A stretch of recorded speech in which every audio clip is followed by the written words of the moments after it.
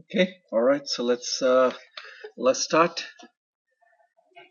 Okay, all right. So let's look at these set of energy band diagrams, and these are for MOS capacitors under different conditions. This obviously is a energy band diagram under flat band condition. The bands are flat. Uh, bands are flat. This one is under. So if we call it, this is flat band. This one is under depletion. If you look at the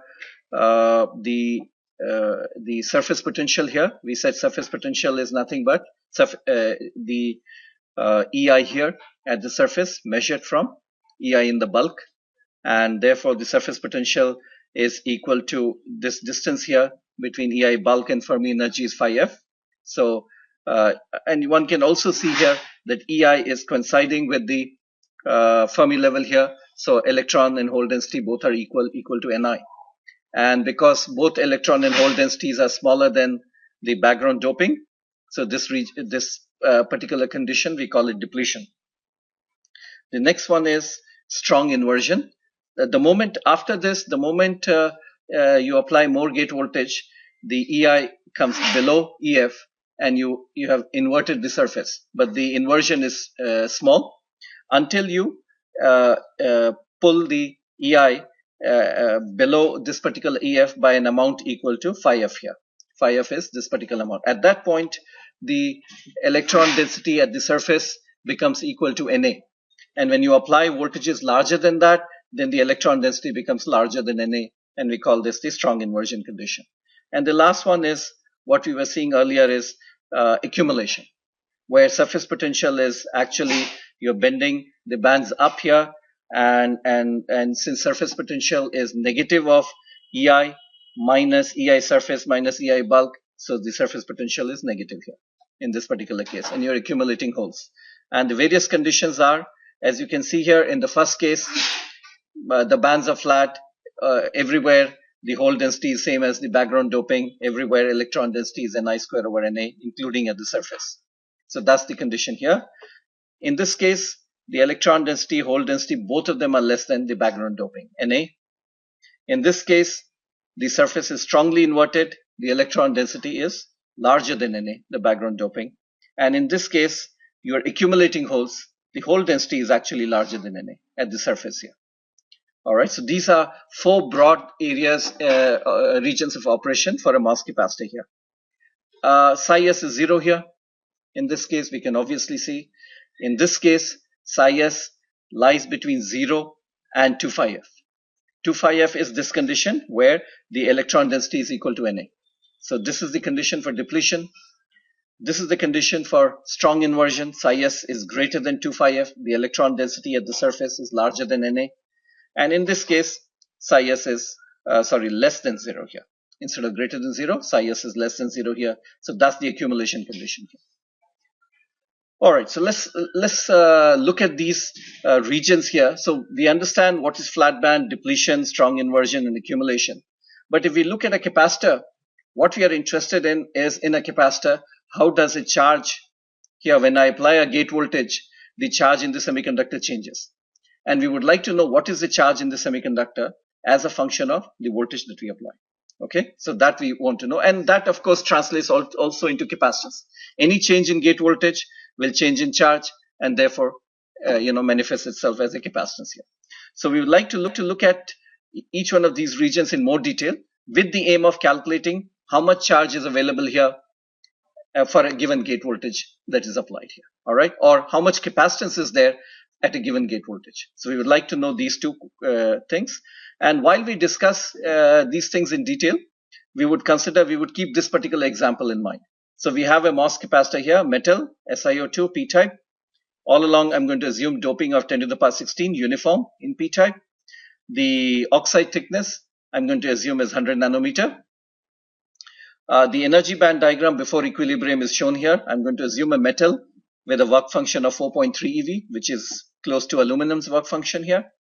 SiO2, of course, is there. And for a p-type doping of 10 to the power 16, you can easily calculate that phi f is 0.41. is 0.41 electron volt here. And the Fermi energy at this point, we can easily, once you know phi f, then and the distance from here and here is Eg by 2 plus 4.05. So you can see here Fermi energy is at 4.96. And that translates into, because this is 4.3 work function and 4.96 is the work function of the semiconductor. So flat band voltage, the voltage that you have to apply to make the bands flat, is phi m minus phi s, which turns out to be minus 0.66 volt here. That's the flat band condition. And just for reference, oxide capacitance, which is E oxide, the permittivity of oxide divided by T oxide is 34.5 nanofarad per centimeter square. These are some of the numbers that we need here. So if I apply a gate, this is the gate here, this is the body here. So the voltage that we are applying is between gate and body. So if the gate to body voltage is equal to flat band, then of course bands are flat, and we know what it is. If you apply gate to body voltage more than flat band, you'll get into depletion. If you apply a very large gate to body voltage, you will go beyond threshold, you'll go into strong inversion. If you apply a gate to body voltage less than the flat band, you'll go into accumulation. All right, so these are the conditions. Okay, so let's look at these ones in more detail. As I said, our interest is in calculating. This shaded region here shows charge. In general, if you're away from flat band, you will have charge. Either you'll have positive charge due to accumulation of holes, or you'll have negative charge, right? So this shows a charged region here. And as I said, we are interested in calculating how much charge is there. Okay, because the whole operation of MOSFET is based on modulating the charge here using the gate voltage here. That's the operation of the MOSFET. So we would like to know. So note that any voltage in excess of flat band, VGB minus V flat band, is what causes now band bending, accumulation of charge and all that, right? So VG minus VGB minus V flat band is the excess voltage. And that excess voltage is now partially dropped across the oxide and partially dropped across the semiconductor. Okay, note that the potential at the surface is psi s according to our definition, and the potential in the bulk according to our definition is 0. So the net drop from here to here is nothing but psi s. Okay, so that's nothing but simple application of Kirchhoff's voltage law, if you would like. The excess voltage is equal to the drop in the oxide plus the drop in the semiconductor. Then we said the drop in the oxide is equal to, we assume an electric field. Look at the direction of the electric field. So we assume drop in the oxide is E oxide electric field multiplied by the oxide thickness here. So that's fine, E oxide into T oxide here. The next thing is, at this point we apply Gauss's law here. So we have electric field at this particular point going into this particular layer here. The electric field out is 0. That's the neutral region here. So if you apply Gauss's law, okay, so if we apply Gauss's law, then we can see here the Gauss's law, because the electric field is going into this particular surface, so you get minus E oxide into permittivity times the field here. That and the field here is 0. The field here is 0. So the difference of the two, electric displacement here is equal to the net charge enclosed, which is QS. Okay, so we get this is equal to QS. So what we can do is we can extract E oxide in terms of QS here. So when we apply that pattern, would we also distribute over SiO2 and P type? See, all right. So the VGB, when you apply flat band, right? So when gate voltage is equal to flat band, what does it mean? The bands are flat. It means what? Zero potential here in the surface. Zero potential in the surface, and bands are flat, which means no electric field. No electric. Start to get inside. Like we will No, exactly. Then it will be 0.1 and 0.2. We want 0.66 voltage across T type, right? No. Flat band voltage is the total voltage between here and here, right? Total voltage.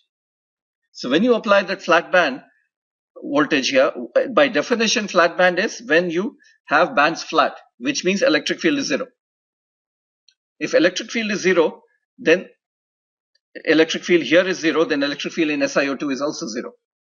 And therefore no drop here and no drop here. So V oxide that you see here, when you apply VGB equal to V flat band, left hand side is 0, V oxide is 0, psi s is 0. Each one of these terms is 0. Okay. When you apply voltage in excess of the flat band, then you get a drop here, and then you get a drop here. Okay. Okay. So any voltage in excess of the flat band voltage is going to drop partially in the oxide and partially in the semiconductor. That's all we have, right? It's a voltage division between these two regions here. Okay. And so that's what we are calculating. How much is dropped here? How much is dropped here, and how much is dropped here? Okay, so that's why this relation is there. Minus E oxide here. So we substitute E oxide from here into this particular expression here. So we get V ox is minus QS by E oxide into T oxide here. We'll take this V oxide, put it here in this expression here, and then we get VGB. Flat band voltage has been taken on VGB equal to V flat band plus psi S. Psi S is here, and V oxide, which is written as minus QS by C oxide. All right. So this shows now, and note that amount of charge in the silicon here, in this semiconductor here, will also be related to the psi S, because psi S is nothing but the voltage drop between this point and the voltage drop here. So it's the total voltage drop across the semiconductor, and therefore QS is nothing but a function of psi S. So we have one equation and one variable psi S here. And if you solve this, then you'll be able to get the psi S, and you'll be able to get how much charge is there in your semiconductor at any particular gate voltage. So that's what we are going to do now for each particular case. For flat band, it's of course trivial. VGB equal to V flat band, psi S is equal to 0, QS is 0. So that's the flat band is trivial. So let's look at the next condition.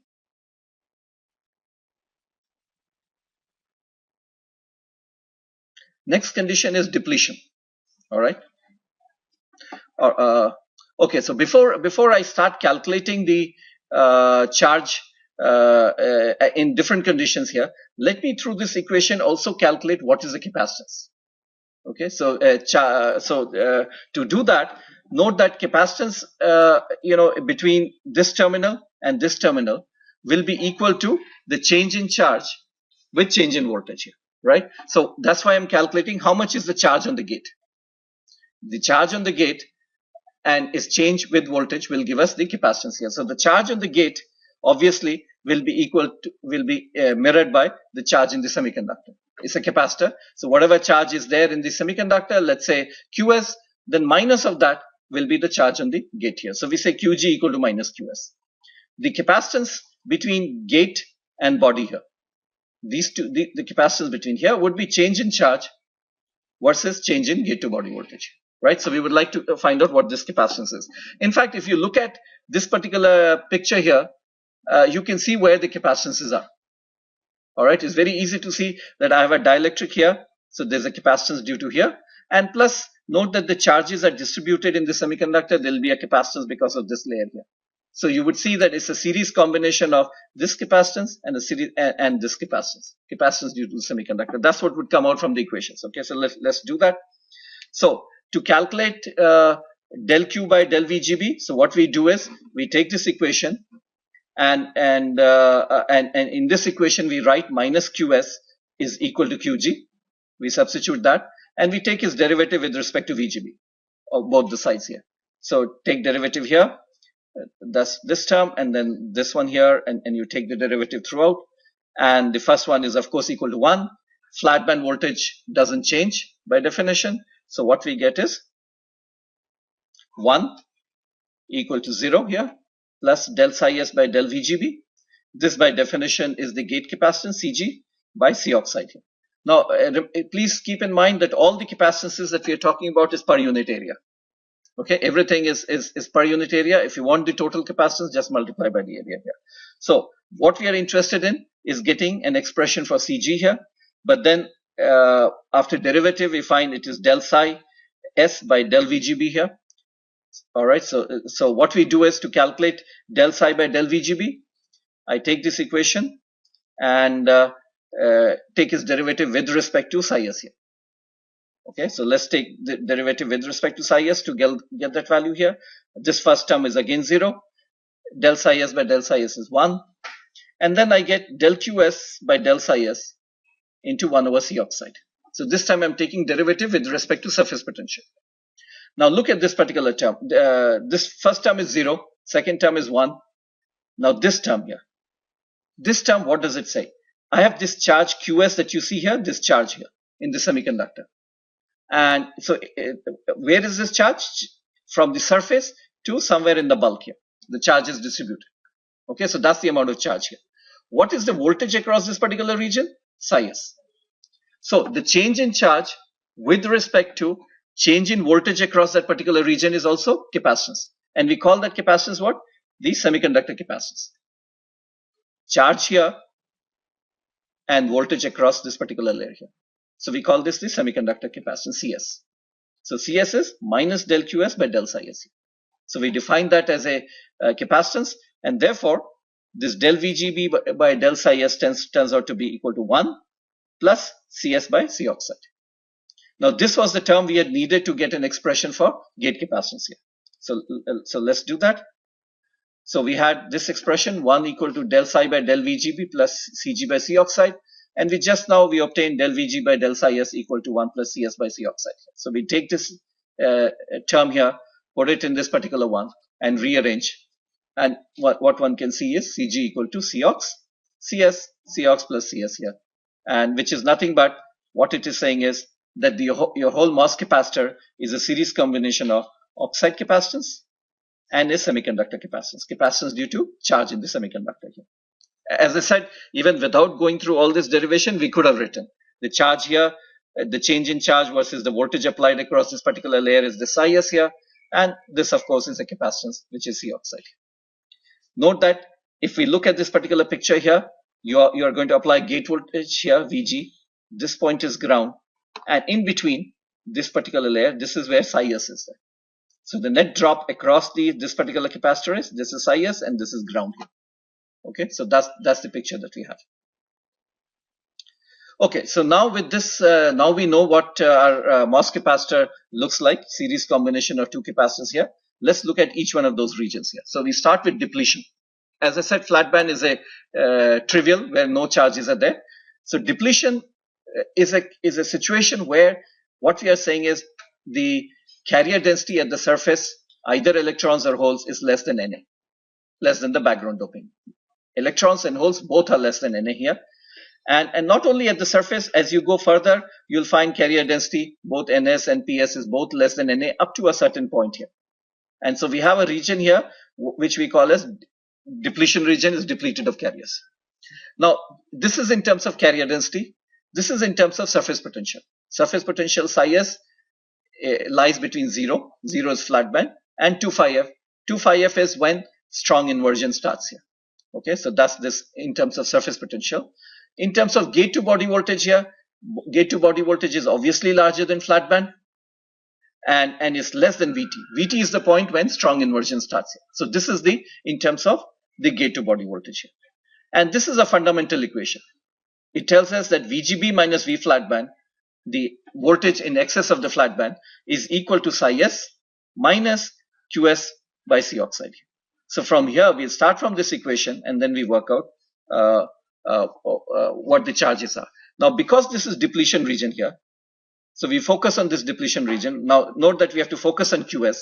So this depletion region we analyze using Poisson's equation. Del square psi by del x square is QNA by ES. We assume that there are electrons and holes, but they're negligible compared to doping here. That's a standard depletion approximation. So we write down Poisson's equation in this manner here. And the boundary conditions are very clear. At x equal to 0, we know the potential is psi s. At x equal to W, you have reached the bulk. The potential by definition is 0. And not only that, the electric field at this particular point is also 0. So you have enough boundary conditions and you can solve the Poisson's equation to determine what is this depletion width, how much is this particular charge, and in terms of everything, it will come out in terms of psi s here. So we can do it using equation by integrating and putting the boundary condition, but I would like to do it more using graphically. That gives us more insight. All right, so graphically what we do is, let's plot field versus x in this particular region here, okay? Field versus x. It's obvious the direction of the field. There's negative charge here, there's positive here in the gate. The field is pointing in this direction here, right? What is the field at W? 0. Field at W is 0 because field everywhere is 0. So we know so let's look at that. We know the endpoint here is 0. Field is positive. Field is positive, so it's going to be in this half, in this quadrant here. And what will be the value of the field? Let's call this whatever. Remember, del F by del X is what? According to Poisson's equation, minus QNA by ES. So we know the slope also, the slope of the field. All right, so slope of the field is always the Q by ES times doping here. So we can write this here. The field is going to go like this here. Why? Because the Poisson's equation tells us the field must change linearly because doping is a constant Q by ES here. So field is going like this here. All right. So now once you know this and you know the slope, just remember the slope here. The slope is minus QNA by ES. So once you know the slope and you know this point 0, you can easily calculate what this value of the field is. QNA by ES multiplied by W. Right? So that's the maximum field here. Now once you know the field here and field here, what is the potential? The integral of the electric field here. So potential is from this point to this point, psi 0 minus psi W. That's the net potential drop. And that's equal to half F max times W here. So F max is what you put here. F max is here. And psi 0 is nothing but psi S. And psi W, potential in the bulk is 0. So we get psi S is half Q by ES NA W square. And from here, then you rearrange, you get W depletion, which is square root 2 ES QNA by psi S here. And once you know W, the total charge here, which is depletion charge, will be equal to Q times NA times W here. So that's the total charge here. QS equal to minus QNA into W. And then all we need to do is multiply QNA here, and we get equal to square root minus 2 ES QNA psi S. So now you see we have obtained an expression for depletion charge, QS, and it is in terms of psi S here. So all you need to do is now, this is our expression, main expression. This is the expression for charge that we have obtained. So take this here and plug it here. And we get VGB equal to V flat band plus psi S plus square root 2 ES QNA psi S by C ops. So one single equation is all that you have to solve. For example, if I give you a voltage of 1 volt, right? Let's say VGB is equal to 1 volt. And V flat band we know is minus 0.66. So we know this value here.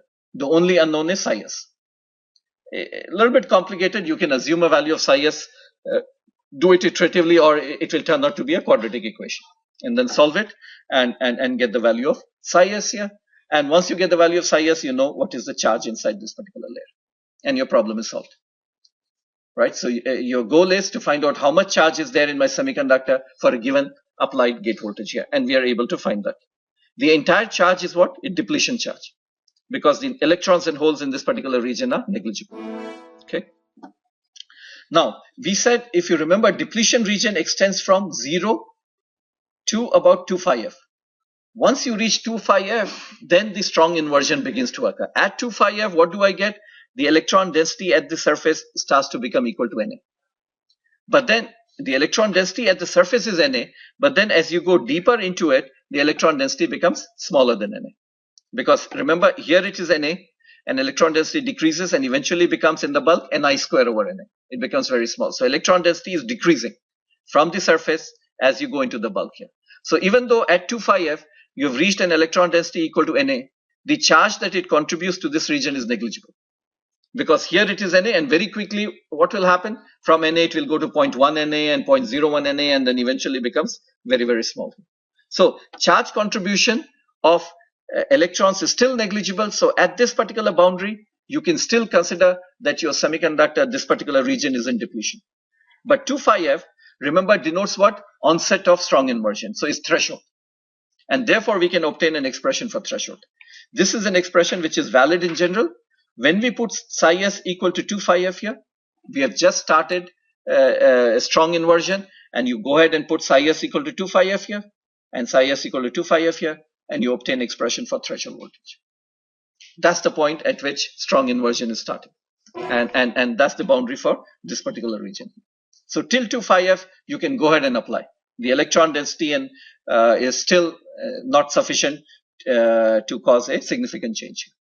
Okay, so we have obtained now through this method here that what is the threshold voltage here. A very, very important voltage, which is we know now how to calculate because we have expressions for phi F, and then just simply go ahead and put these values and you get threshold voltage.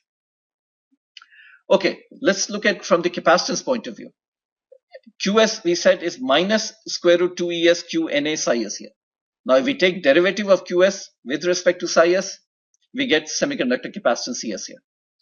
And if we just do the derivative and rearrange things, it comes out to be semiconductor capacitance is this expression here, which is nothing but Es by W, which we have seen earlier. When you have a depletion region, the capacitance is nothing but the dielectric constant divided by the depletion width here. So this is the Es is Es by W. All right. So now note what will happen. If you have as you apply more and more gate voltage, what happens? W keeps on increasing. As you apply more and more gate voltage, psi s becomes more and more, and as psi s becomes more and more, the capacitance falls, or the depletion width increases here. Right? So depletion width increases, so this capacitance is decreasing. So overall capacitance, if I look at, which is nothing but series combination of this, the overall capacitance will also decrease. But then there is an issue here. If you note that I've been saying that the depletion region lies between, if you go back and I've been saying lies between 0 and 2 phi f. But then as I start approaching 0, which means as I start approaching flat band, if you start approaching 0, what happens to depletion width? Starts to go to 0. Starts to go to 0, and according to this, the depletion capacitance becomes infinite. It doesn't become infinite. I mean, once you become psi s becomes very small, you don't have a depletion region. And so this equation breaks down. This equation breaks down, and I'm not going to go into the details, but if you go to flat band, one can calculate at flat band, which means when psi s is equal to 0, one can show that there is a capacitance due to the semiconductor, Cs. And the flat band capacitance can be written as, this is at flat band. So what I'm pointing out is, as you go to very low psi s, this equation breaks down. Depletion width is not infinite, and you have another capacitance which we call as flat band capacitance, which is Es by Ld. Ld is, if you recall, Debye length we had introduced earlier. So I'm not going to derive this, but I'm just stating here that the flat band is Es by Ld. Ld is Es kT by Q square Na. So this equation is okay when you have, psi s which is sufficiently away from 0, at least 3-4 kTs away from 0 here, then this is fine here. But then as you start approaching close to 0 here, this equation breaks down, and you need a more accurate expression. But what I'm pointing out is that even when psi s is equal to 0, there is a capacitance due to the semiconductor. Capacitance will be there because if you apply a voltage, even if there's no depletion region, you will modulate charge in the semiconductor. Anytime you modulate charge, you will have capacitance here. So this is this capacitance here. Epsilon by Ld. Ld is given by Es kT Q square Na. So let's see if we can understand how my capacitance will look with respect to gate to body voltage. Capacitance curve. So keep this in mind. I have C oxide, I have Cs here. And Cs is what? Cs is this term here. As I apply higher and higher gate body voltage, psi s increases, depletion width increases, Cs falls. And therefore my overall capacitance will fall. Right? So keep that in mind. So let's plot gate voltage along x-axis, and I've taken C and normalized it by C oxide. Okay? Let's draw 2 points here. One is flat band voltage, and the other one is threshold. It is between these limits that I have my depletion region here. Beyond less than flat band, what do I have? Accumulation. And beyond VT, what do I have? Strong inversion. Right? So in this case. So let's also draw a line here, which is C by C oxide equal to 1. At flat band, what capacitance will I have? At flat band. Well, it will be C oxide in series with what? This value here. Es by Ld, Ld here. Now if I calculate Ld, Ld will turn out to be a small number. And therefore this capacitance is, I've given you Es kT Q square Na, so you can substitute the value of Na, calculate how much is Ld, and then calculate flat band. And then I've given you all the numbers here, you can calculate Cox, and from there, what you find is that the value, the capacitance in general will look like this here. As I said, it will decrease. And these values I can calculate here. This is, anyway, this is minus 0.66, this is 1.43. This comes out to be 0.88. And this comes out to be 0.5 here, at the other end. At each end, are we in a position to calculate? I've given you flat band capacitance. in series with C oxide, so you can calculate here. How do you calculate here at this point? Capacitance, what do you do? Well, at that point, Cs is equal to Es Q Na 2 psi s. So what do you put for psi s? Psi s equal to 2 phi f. So you put 2 phi f, you have this capacitance Cs, and that's in series with C oxide, and you just calculate what the capacitance is. And this is how the graph looks like. So capacitance is continuously decreasing, and that's where it reaches here. So that's what is happening in the depletion region. The next thing is we have to find out what happens here, in this region here, and what happens in this region here, in the accumulation region and in the strong inversion condition. Okay. All right. Let's look at the strong inversion condition then. So we already have depletion. Depletion region is formed. Now we are applying gate voltage larger than threshold. Larger than threshold, psi s will become more than 2 phi f, and we know that ns here, the electron density will become now more than Na. All right. So now let's get back to our original equation here. VGB equal to V flat band plus psi s minus QS psi s by C oxide. This is what QS is, what? Total charge inside the semiconductor. This charge, now I'm going to break it up into two quantities here. There is a depletion charge. Depletion charge is due to what? These acceptor atoms here, ionized acceptor atoms. And along with that, now there is this charge due to electrons here, which we call as the inversion charge. Two charges are there, two distinct charges. One is charge due to the ionized impurity atoms here. And now the electron density at the surface is significant. Is charge I cannot neglect. And that's what we are calling it as Q inversion. Two distinct charges now. All right. Now, interestingly, now you look at this.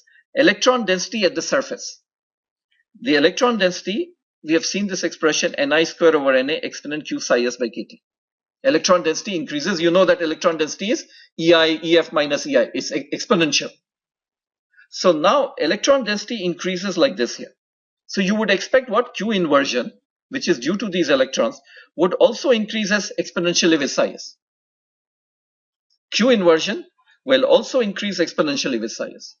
And how does Q depletion increase? We have already calculated Q depletion. Q depletion increases as square root psi s. Right? So now you have two charges, QD and Q inversion. One of them starts to increase exponentially with psi s. Another one just keeps on increasing as square root psi s. Now note, you are applying more and more gate voltage. As you apply more gate voltage, what happens? Psi s increases. And along with increase in psi s, what happens? Q inversion will increase and QD will increase. What's a good approximation now? Look at that term here. One is exponential psi s, the other one is square root psi s. So I can say now QD doesn't change much, because for a small increase in psi s, this will increase a lot and this will not increase much. So what I'm going to make an approximation is, look, my QD doesn't change much now. It does change, of course, but doesn't change much. What value of QD should I take here? The value that was there at 2 phi f. That's what I do. Okay. So what I say is now VGB, note this expression, equal to V flat band, and surface potential also doesn't change much. You see, it will change. There will be a change in psi s. But what will happen? There's a change in psi s, but this term becomes very large. This term is exponential with psi s. So the other assumption that I make is that this term, surface potential, note that it will change. It will be 2 phi f plus something delta, right? But the delta is going to be small, so that's why the approximate sign. So I'm saying surface potential is very close to 2 phi f. And depletion charge is QD times 2 phi f. The only thing that changed significantly is Q inversion, because that changes exponentially with psi s. So you have one term which is changing linearly with psi s, another term which is changing square root psi s, and the third term which is changing exponential with psi s. So we give importance to the exponential and we say that's the dominating term. The linear term we say is relatively constant, and the square root term obviously then is relatively constant. We keep it at that value. And that's, as I said, this is approximate. And we say VGB equal to V flat band, surface potential close to 2 phi f. We take it as close to constant. QD is 2 phi f by C oxide minus Q inversion by C oxide. So we get this one here. What does this now? Let's look at this expression here. So this is one here. And this is, the first term is nothing but the threshold voltage. So if Vt, we have already said, is V flat band plus 2 phi f plus square root 2es Qna 2 phi f by C oxide here. There's nothing but the first three terms here. And therefore we obtain VGB equal to Vt minus Q inversion by C oxide, which then translates into Q inversion is equal to minus C ox VGB minus Vt. Very important term, very important expression, which tells us that once you go into strong inversion, the term which is really varying is the inversion charge. The others are relatively constant. And how does it change? The inversion charge now, amount of inversion charge changes linearly with the gate voltage, which is applied in excess of Vt. Okay. Keep in mind, the model is only valid for Vg greater than Vt. Don't apply it anywhere else. Okay. This is only in all these assumptions that we have made. They're only true when you have strong inversion. And therefore, inversion charge then goes according to this particular expression. And this expression is then at the heart of the MOSFET here. When I want to calculate how the current changes with voltage based on inversion charge, this is the expression that we use. Q inversion is minus Cox VGB minus Vt. Okay. All right. What happens to capacitance? So this is what happens to charge. Let's look at the capacitance here. So we said again Qs is equal to Qd plus Q inversion. Let's look at semiconductor capacitance. Cs is the change in charge with respect to change in surface potential. So that's equal to minus del Qd by del psi s minus del Q inversion by del psi s. I have two charges. This one I will call it depletion capacitance. This one I'll call inversion capacitance. And therefore what you are seeing here, this is the capacitance here. The Cs now, because there are two charges now, Qd and Q inversion, I can break Cs into Cd plus C inversion here. So I can break it like this here. I can break it into two parts here. So my capacitance model now is, this is C oxide here, and there are two distinct charges, and the two distinct charges give rise to two distinct capacitances. Cd, depletion capacitance, and C inversion, the inversion mode capacitance here. But now note something interesting. Q inversion goes as exponent of psi s, and Qd goes as square root psi s. Which capacitance will start to dominate? Capacitance is nothing but change in charge with voltage here. Inversion capacitance will turn out to be much larger than Cd. It starts to dominate here. The moment you start causing strong inversion, the inversion capacitance becomes very large because it's changing exponentially with psi s. So this becomes very large. And then if this capacitance is very large and is in series with C oxide, what will be the overall capacitance? I have now a capacitance which becomes very large. It starts to change exponentially. So C oxide in series with C inversion, what will it become? C oxide. So now note, you can see here what will happen to capacitance once I enter depletion, exit depletion. What do I get? I get this extra capacitance here. And this capacitance now shoots up, becomes very large. So what will happen to my capacitance curve? Goes like this here. It shoots up and goes to, overall capacitance goes to C oxide. So you see here, you can now see if you measure capacitance voltage characteristics, you will find CV is, you take a CV meter and measure the capacitance voltage characteristics, you will get like this here. And then at a certain point, you find capacitance shoots up and goes like this here. What is that point now? You can now measure where the threshold voltage is. The moment strong inversion starts, you find the capacitance goes up and becomes primarily equal to C oxide. So that's the CV characteristics here. This is a signature of onset of strong inversion here. Strong inversion capacitance is very high. It just becomes very high in series. So the overall capacitance becomes equal to C oxide. Okay. The last one is the accumulation stage. In accumulation, we are applying voltage less than the flat band voltage, and we are bending the bands up. We're bending the bands up, and note, you're not causing any depletion now. See, depletion, why was it occurring? You were applying a positive voltage and you were pushing the holes away. You were pushing the holes away and you were creating a depletion region. Now I'm not pushing the holes away. In fact, I'm applying a voltage which is less than flat band. So I'm attracting more holes to the surface. So holes are accumulating here. That's what I'm saying. I'm accumulating holes here. So now for this case also, we have the same equation, VGB equal to V flat band. For some reason, two pluses are coming here. VGB, V flat band plus psi s minus QS psi s by C oxide here. So now, think about this now. What assumption should I make here? Look at this particular expression here. I have charge due to what? Holes accumulating. Number of holes at the surface, what does it depend on? Goes as exponentially with psi s. So what's a good assumption now? See, the moment I apply a VGB less than the flat band, psi s will starts becoming negative, and QS starts increasing. So what's a good assumption here? It looks more like inversion condition, isn't it? Inversion condition was I had an inversion charge, and inversion charge was also increasing exponentially with psi s. So what's a good assumption here? Psi s is practically zero, yes. A Q accumulation is increasing exponentially with psi s. So what happens is, the moment VGB becomes this, a small change in psi s results in large change here. So the dominant term is what? VGB equal to V flat band. Assume psi s is very close to zero. Of course, it's going to be some negative quantity because you're pulling up. But 2-3 kTs can cause a large change here. So what you say is VGB equal to V flat band plus 0, and you simply leave it as Q accumulation by C oxide, and therefore Q accumulation is minus C ox VGB minus V flat band. So the accumulation charge now starts increasing linearly with the gate voltage.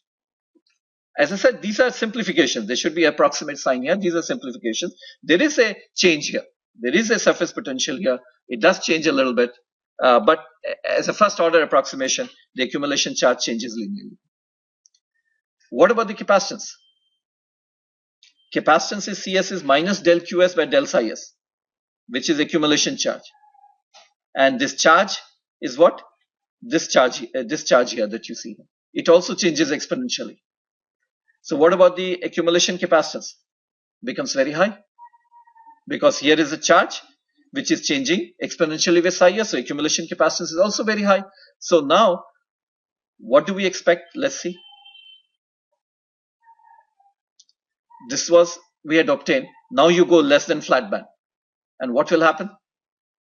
Accumulation charge is becoming very, very high. Capacitance becomes very high. It's in series with C oxide. So again, it goes like this here. It saturates to C oxide here. This capacitance becomes very high. So it goes here. So here is a complete CV characteristics here. Accumulation, capacitance you will see is simply equal to C oxide. Then as you start getting closer to flat band, it starts decreasing. Then here keeps on decreasing. Eventually, strong inversion goes up here. And that's the complete CV characteristics of a MOS cap here, right? Now, before we stop today, how much time do we have? All right, few minutes. An interesting question that I want to raise is, where does this inversion charge come from? We said inversion occurs, right? When we come here, inversion occurs. Where does it come from? We have applied a voltage larger than VT. Why? Because note that we have a P-type material. P-type material is rich in holes. Very few electrons are there. And now I'm saying when you apply voltage larger than VT, I'm creating a lot of inversion charge at the surface. Where does it come from? What is the source? Well, if you look at this, PS we are saying is Na exponent minus Q psi s by KT, and N is Ni square over PS. This gives you an idea that the source of this inversion charge is thermal generation. Because remember, you want electrons here, and what are electrons in P-type? Minority carriers. Where do minority carriers come from? Thermal generation.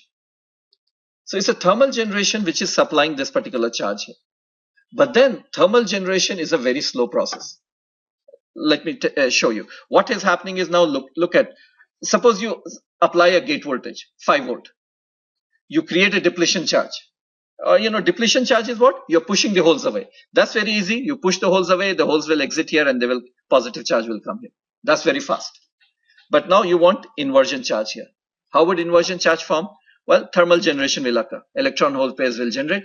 Where will the electron go? Because of the field, will go to the surface. And where will the hole go? The hole will go out. So you will get thermal generation here, and you will get thermal generation here. Each one of them, these carriers, electrons will diffuse till here, and once they enter the depletion region, then they will again go to the surface here. So these are the sources. Now, how much thermal, and if you recall PN junction theory, we said that thermal generation inside the depletion region dominates as compared to thermal generation outside. So we are going to neglect this, at least for silicon.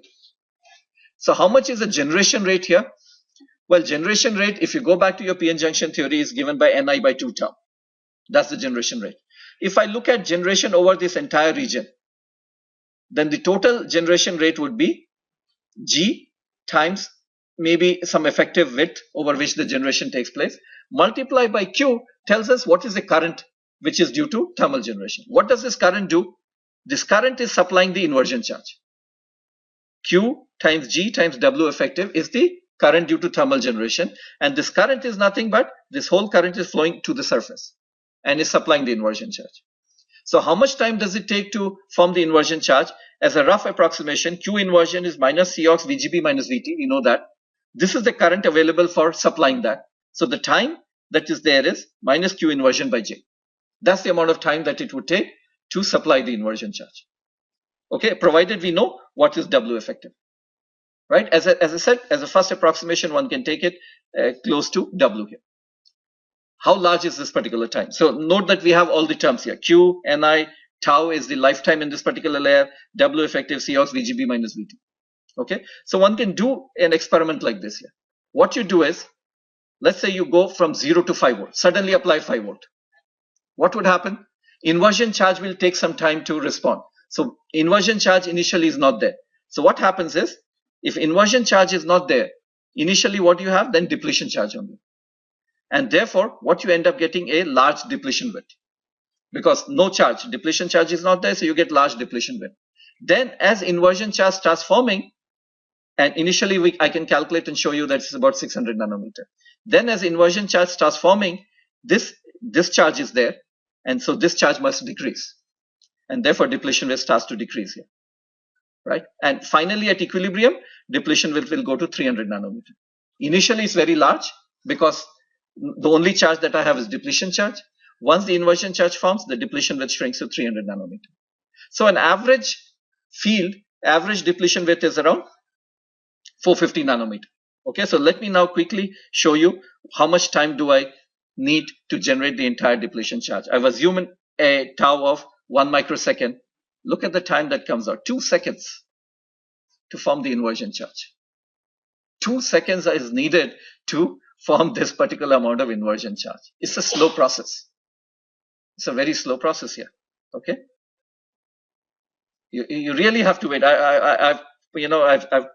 In fact, 2 seconds is on the shorter side because I've taken 1 microsecond. If you have a very good pure layer, the lifetime could go to 40-50 microsecond. Then you can easily see 40 into 40-50 microsecond here. You multiply it by 2.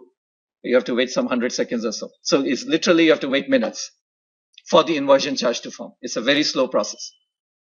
So what does it mean? If you apply 0 to 5 volt, and let's say within a millisecond you come back from 5 to 0, what will you see?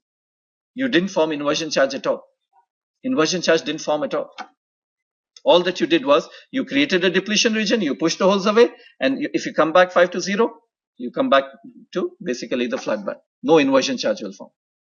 You have to wait for 2 seconds and to allow enough time for all the inversion charge. It's a slow process, which also raises this issue here. Look at this capacitance here. How do you measure capacitance in general? What do? You apply a sinusoidal voltage here, and then you will measure the current.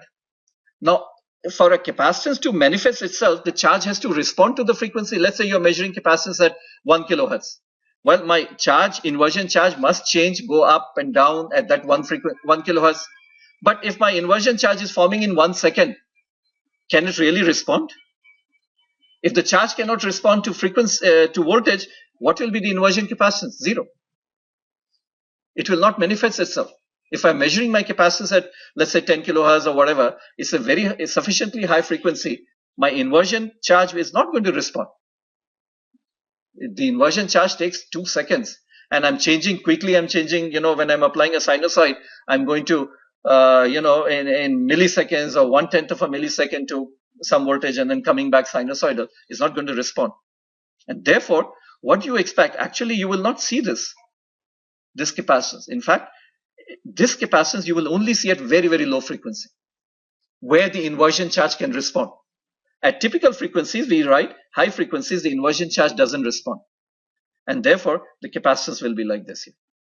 So in CV, there are two kinds of capacitance voltage characteristics that you see: high frequency and low frequency. Low frequency, the inversion charge response, and then you see the normal one that I said.